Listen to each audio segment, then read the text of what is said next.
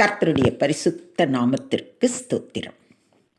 இன்று நாம் சந்திக்கப் போகும் நம்பிக்கையின் நாயகன், அதாவது ஹீரோ ஆஃப் ஃபெய்த் இஸ் ஏனோக்கு.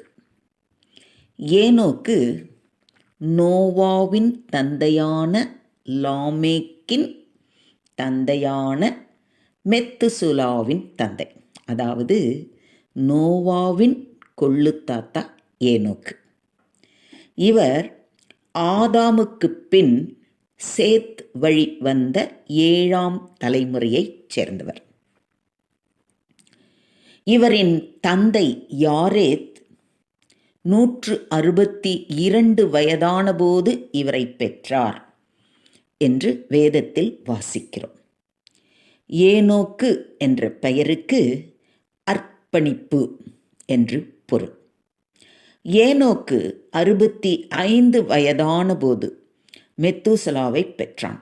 அதன் பின் 300 வருஷம் தேவனோடு சஞ்சரித்து கொண்டிருந்து குமாரரையும் குமாரத்திகளையும் பெற்றான். ஏனோக்குடைய நாளெல்லாம் 365 வருஷம். ஏனோக்கு தேவனோடே சஞ்சரித்து கொண்டிருக்கையில் காணப்படாமற் போனான். தேவன் அவனை எடுத்து கொண்டார். இந்த விவரங்களை ஆதியாகமம் 5ஆம் அதிகாரத்தில் வாசிக்கிறோம். ஏனோக்கு தேவனோடு சஞ்சரித்து கொண்டிருந்தபோது குமாரரையும் குமாரத்திகளையும் பெற்றான் என்று வாசிக்கிறோம். அதிலிருந்து அவருக்கு குடும்பம் இருப்பதை அறிகிறோம். ஏனோக்கு குடும்பம் இருந்தாலும் கர்த்தரோடு நடந்தார். பிள்ளைகள் இருந்தாலும் தேவனோடு வாழ்ந்தார் என்பதால் எல்லாவற்றிலும் மகிழ்ச்சியுடன் வாழ்ந்தார் என்பது தெளிவு. குடும்பத்தோடு வாழ்பவர்கள் தேவனுக்கு பிரியமாக வாழலாம், வரங்களை பெறலாம், ஊழியம் செய்யலாம், எடுத்து கொள்ளப்படலாம் என்பதற்கு ஏனோக்கு சிறந்த எடுத்துக்காட்டு. இல்லறம் இறை வாழ்க்கைக்கு இடையூறு அல்ல என்று காட்டியவர் இவர். ஏனோக்கின் 65வது வயதில் மெத்துசுலா பிறந்தான். இந்த பெயரின் பொருள் மரித்த பின் அது தாமதமின்றி வரும் என்பது. எது தாமதமின்றி வரும் என்றால் பெரு வெள்ளம் தாமதம் இன்றி வரும் என்பதுதான். மெத்துசலா 929 வருடங்கள் வாழ்ந்தார். அவர் இறந்த பின்தான் பெரு வெள்ளம் வந்தது. தன் மகனுக்கு ஏற்ற பெயரை அவர் வைத்ததில் இருந்து அவருடைய தரிசனத்தை அறியலாம். பெருவெள்ளத்திற்கு முந்தைய மனிதர்களில் தேவனோடு நெருங்கி வாழ்ந்தவர்களில் மிகவும் முக்கியமானவர் இவர். இவர் தன்னுடைய 65 வயதில் இருந்தே தேவனோடு சஞ்சரிக்க ஆரம்பித்தார். 300 வருடங்கள் தேவனோடு சஞ்சரித்தார். உலகத்தில் இருந்து பிரிந்து வேறுபாடாக ஜீவித்தவர். தேவனுடைய கருத்துக்களை முற்றிலும் ஏற்றுக்கொண்டவராக, தேவனோடு ஒரு மனம் கொண்டவராக வாழ்ந்தார். தேவனுக்கு பிரியமானவன் என்று சாட்சி பெற்றார். தேவ ஆவியின் வெளிப்பாடுகளை பெற்று தீர்க்க தரிசனம் உரைத்தவர். கர்த்தரை உண்மையுடன் விசுவாசித்தவர். அதனால் தேவனுடைய வார்த்தைகளையும் வாக்குத்தத்தங்களையும் பரிபூரணமாக நம்பினார். உலகம் சீர்கெட்டு கலப்பு மனங்களால் கட்டற்று கிடந்த காலங்களில் பரிசுத்தமான வாழ்க்கை வாழ எல்லா வகையிலும் முயற்சித்தவர். தேவ நீதியை எங்கும் பிரசித்தம் பண்ணினவர். கர்த்தருடைய வழிகளை பின்பற்றியவர். தேவனோடு சஞ்சரித்தார் என்று தமிழ் வேதாகமத்திலும் ஆங்கில வேதாகமத்தில் தேவனோடு நடந்தார் என்றும் உள்ளது. உலகத்தில் ஆசாபாசங்களை விட்டு தேவனுடைய கரங்களை விசுவாசத்தோடு பிடிக்கிறவர்கள்தான் தேவனோடு நடக்க முடியும். அவ்வாறு தேவனோடு நடக்கிறவர்கள் தேவனுடைய சிநேகிதர்கள் ஆவார்கள். இப்படிப்பட்டவர்கள் தேவனுடைய வாயாக இருந்து பின்னால் நடக்கப் போவதை முன்னால் தீர்க்க தரிசனமாக உரைப்பர்.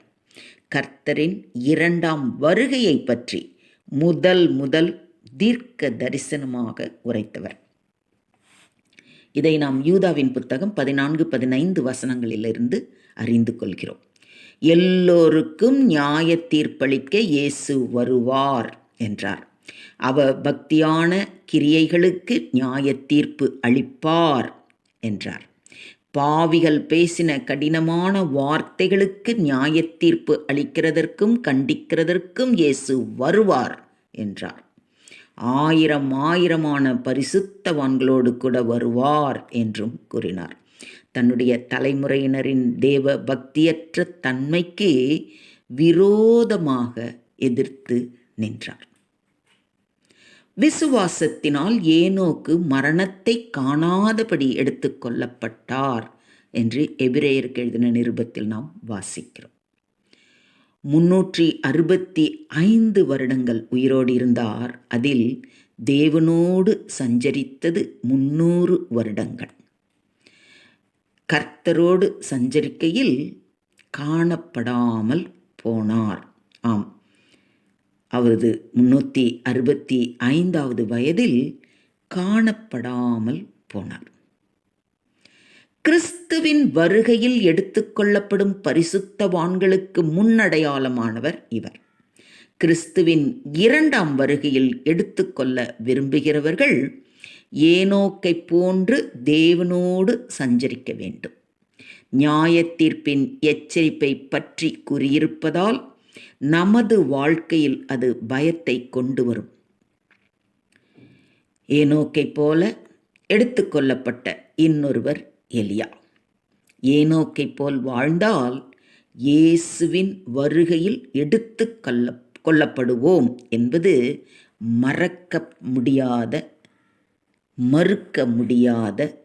மறுக்கப்படாத உண்மை. We can learn a lot from the life of Enoch.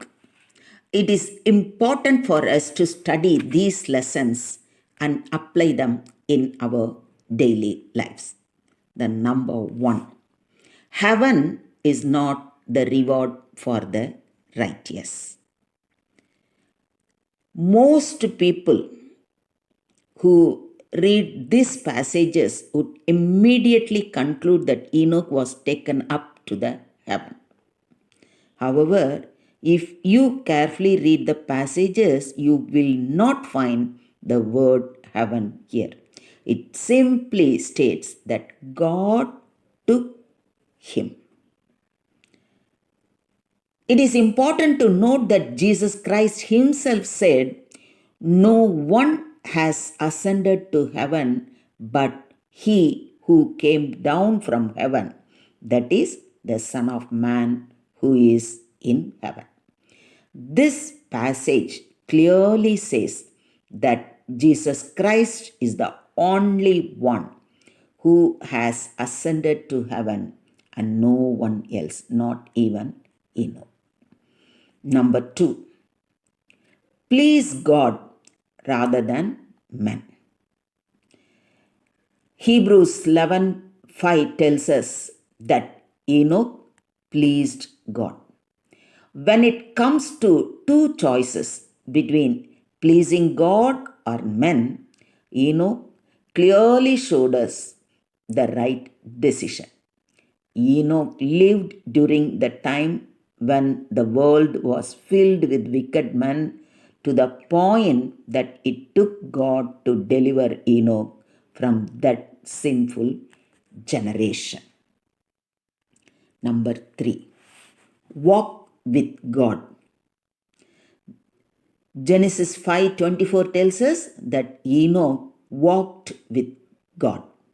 In a world where everyone is walking away from God, just like Enoch, we need to choose to walk with God. But what does it really mean to walk with God? Walking with God means walking in faith. As the Apostle Paul tells us, for we walk by faith, not by sight. There are things in this life that really do not make sense if we use our human eyes. However, with the eyes of faith, we are able to see the promises of God and be assured of it. According to human reasoning, Enoch should have just followed what is convenient during this time. But because Enoch walked with God in faith, he chose to live a life pleasing to God. Walking with God is an active process. It is not something that we can attain while passively warming our seat during church services. No, it must be active. It must be dynamic. Colossians 1:10 tells us that you may walk worthy of the Lord, fully pleasing Him, being fruitful in every good work and increasing in the knowledge of God.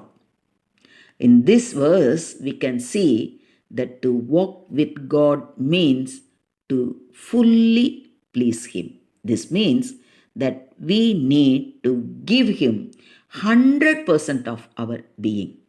After that, we must be fruitful in every good work and increase in the knowledge of God. The Bible is clear. Walking with God takes effort and sacrifice on our part. As hard as it may seem, walking with God brings a lot of indescribable blessings to our life today and to the life to come. God will protect His people. God will execute judgment. We must always remember that we must all appear before the judgment seat of Christ, that each one may receive the things done in the body according to what he has done, whether good or bad. In times of danger, we can always pray for God to protect us from all forms of evil.